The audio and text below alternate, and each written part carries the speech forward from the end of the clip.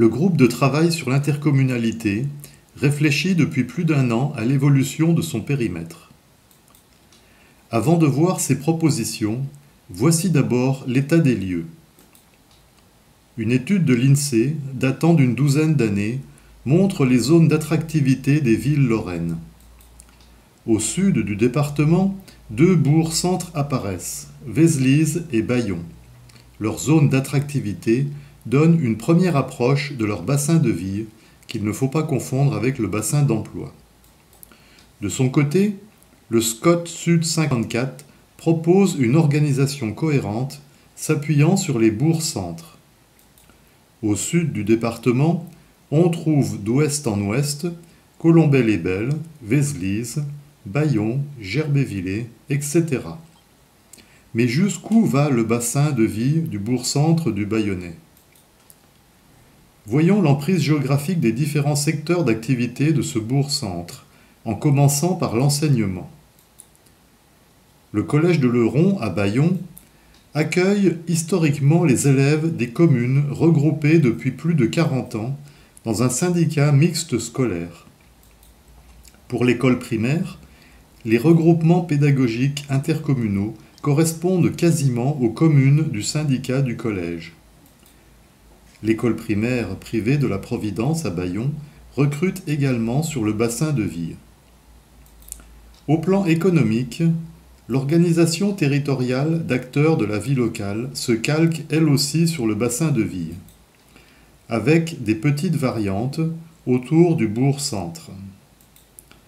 Dans le domaine de l'animation sportive et culturelle, les licenciés de l'Office des sports du Bayonnais, les adhérents de la Maison des jeunes et de la culture de Roville-devant-Bayon ou de l'Avenir sportif et culturel du Bayonnais confirment les contours du bassin de vie. S'agissant des transports, la gare de Bayon est très bien desservie avec un train toutes les heures vers Nancy et vers Épinal et toutes les demi-heures aux heures de pointe. Le trafic y est en augmentation constante avec plus de 300 voyageurs par jour et plus de 80 voitures stationnées devant la gare. L'augmentation de la population du bourg-centre et du bassin de vie est une conséquence de cette excellente desserte. Si l'on compte le nombre de services déjà apportés par le bourg-centre à chacune des communes périphériques, on observe un bassin de vie qui s'étend aussi à l'ouest de l'actuelle communauté de communes du Bayonnais. En effet, le découpage actuel des collectivités territoriales présente un morcellement incohérent, un découpage qui ne correspond pas aux zones de vie des habitants, sauf pour la partie est du bassin de vie de Bayon. La loi de réforme territoriale de décembre 2010 et le calendrier qu'elle comporte imposent au préfet de présenter avant fin avril un projet de schéma. Cette présentation interviendra le 28 avril lors de la réunion d'installation officielle de la Commission départementale de coopération intercommunale. Une première piste a été communiquée par monsieur le sous-préfet de Lunéville en mars 2011. Deux grandes structures de projet dotées de ressources regroupées pour le budget et l'ingénierie de projet. Lors d'une première réunion de concertation informelle avec la CDCI, le 5 avril 2011, monsieur le préfet de Meurthe-et-Moselle a présenté cette piste de réflexion en prenant en compte une petite partie du bassin de vie du Bayonnais à l'ouest de la Moselle.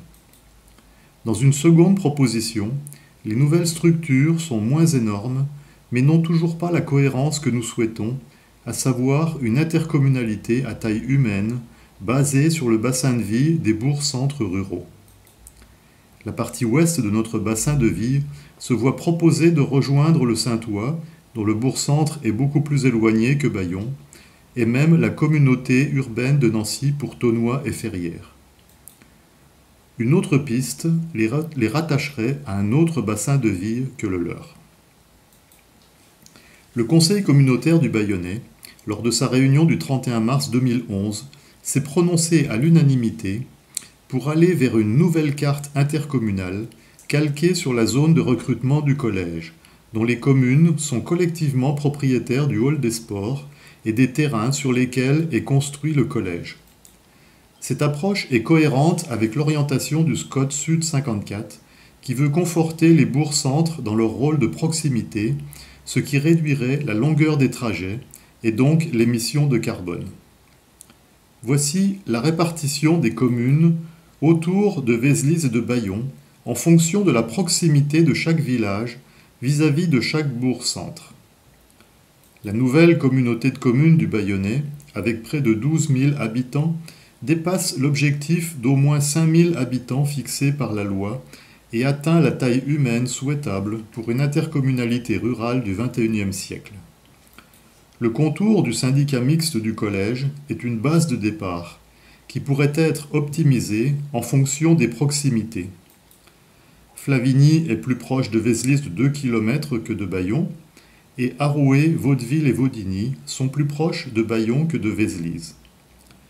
Notre nouvelle carte intercommunale pourra enfin exprimer une cohérence interne pour mener à bien des projets de territoire. Les réalisations déjà mises en service par la communauté de communes du Bayonnais deviendront accessibles à tous les habitants du bassin de vie. Les projets en cours de réalisation seront confortés dans leur pertinence et dans leur reconnaissance pour un pôle d'excellence rurale.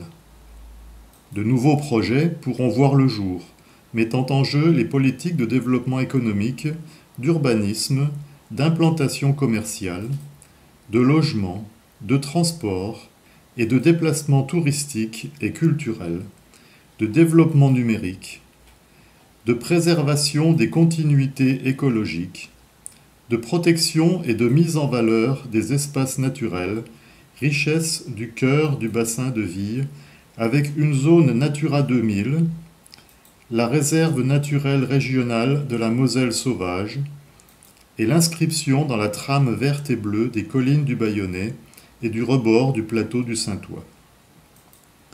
Pour mener à bien ces projets, le Conseil communautaire du Bayonnais a l'espoir que le nouveau découpage intercommunal, plus cohérent, permettra un développement intelligent du bassin de Vie.